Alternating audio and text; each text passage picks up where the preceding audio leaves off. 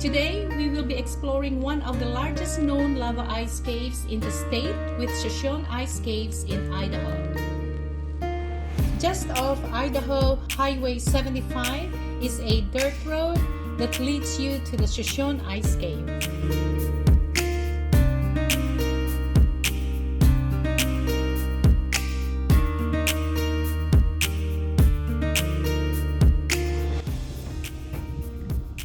This is at the Shoshone Ice Caves where we will be doing a tour shortly, but we are here a little bit early, so we have this whole place to ourselves right now. Here's the dinosaur.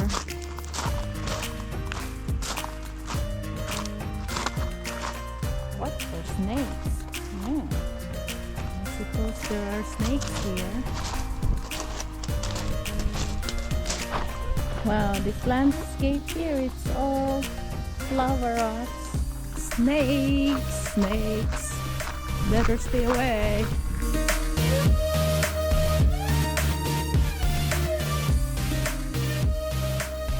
This is a statue of Chief Washki, a noted chief of Shoshone tribe.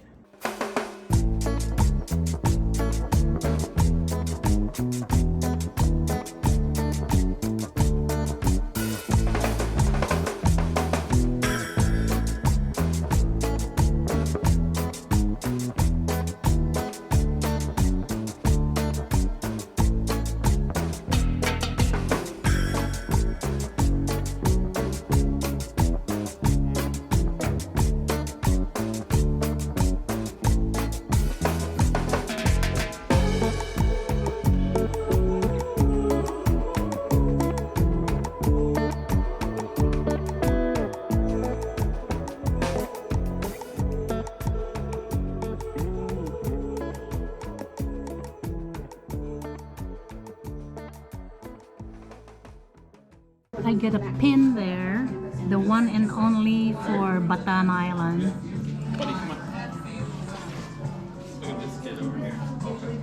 Let's go cool off. Here we go.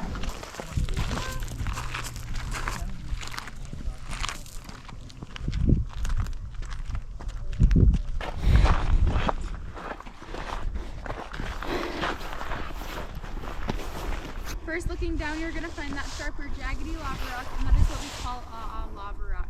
It travels up to about 5 to 7 miles per hour, so it allowed for it to be very porous in its cooling down system. Straight down beneath us, we have more of that smoother, ropier, denser lava rock.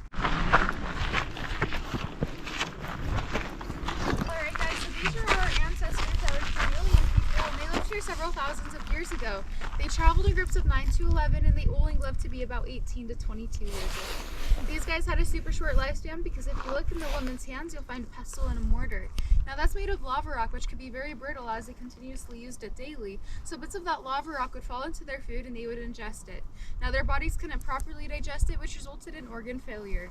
Lava rock is also very high in iron oxide, which is the red found in the rocks, which resulted in them being poisoned as well. Now these are life-size figures of them, so they didn't grow to be very tall, big, or wide, and they were a very nomadic tribe which had traveled from Texas up here to southern Idaho.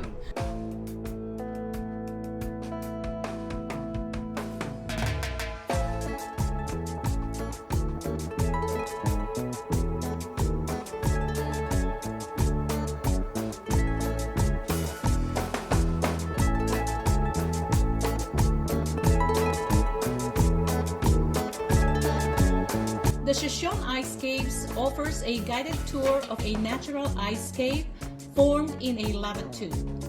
The tour is 45 minutes long and it involves walking down uneven stairs leading to the cave to a depth of 100 feet under lava.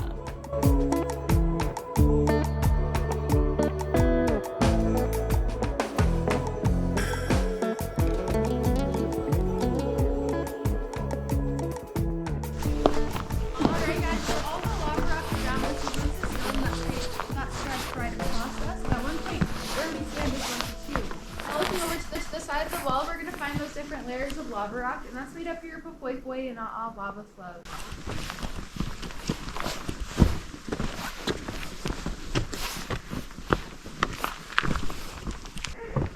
Alright guys, so this cave was discovered in 1884 before by a 10-year-old boy named Alpha Kinsey. He was sent out by his family to look for their 2 lost sheep, and he found them drinking from a puddle of ice water. Back then, this cave entrance was 2 feet by 2 feet, if you guys could imagine that around here. The boy went home and told his family and friends about what he had found, and they began to come down here and harvest the ice for themselves. It's cold. Alright guys, so we're sitting at 28 degrees right now. The coldest this cave gets is 20 and the warmest we get is about 30. Keeping in mind that outside we get negatives and against 800s. As we enter the next few cooler months, our temperature at the cave will be approximately about 20. Now displayed up ahead of us, we are looking at a set of bird bones. It's believed that a mother bird came down here to hibernate. And as we walk up here, you'll be able to see about a foot of water, well, about a foot from where the wall meets the water and the ice, that's beginning to refreeze, and it goes pretty much all the way down this wall. Now that is the beginning of that refreezing process. Within the next month or two, this will all be completely frozen solid. On average, we see about a 3-inch increase of water on top of the ice back here, and about a 2-inch increase in that front section. So slowly over time, the cave is filling back up again. However, assuming we have no issues with the front or back wall, that will determine whether or not it fills back up. Definitely won't be in our lifetimes. Oh, there's water dripping.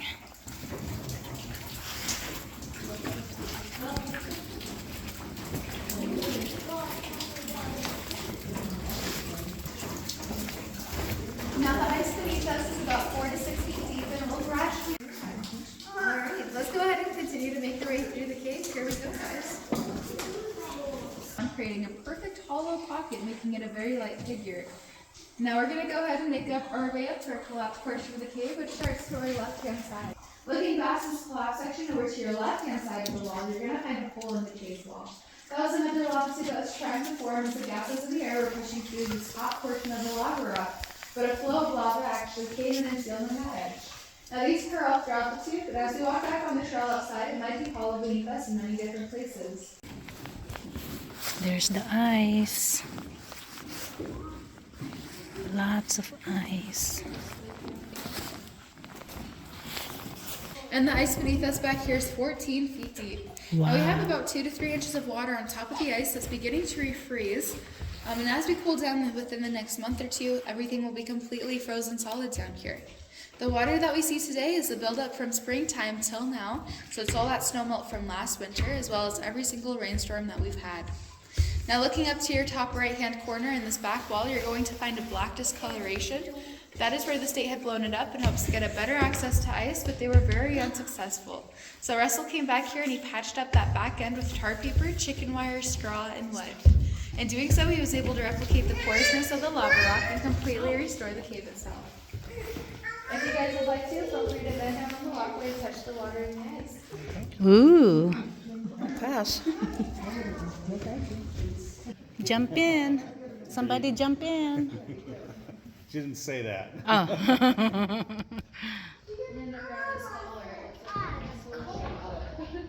That is super cold. Super cold.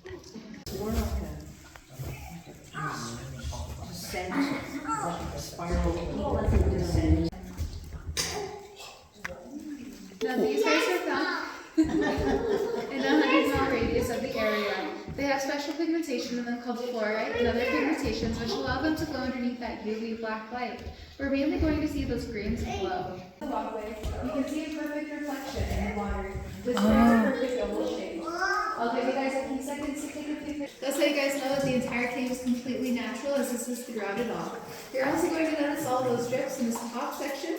Now that is a lot of where that water is coming in from, and you can see that it's created that stream that builds up behind us here.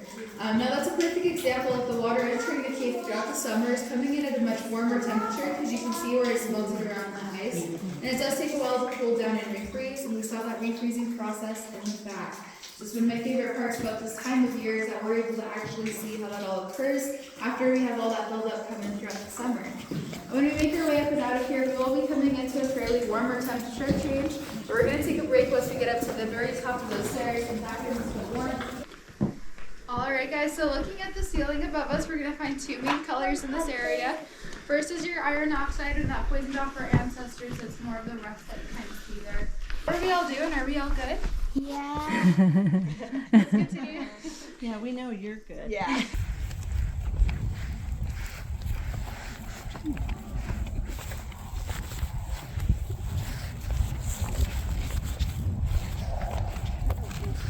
Oh, look at that.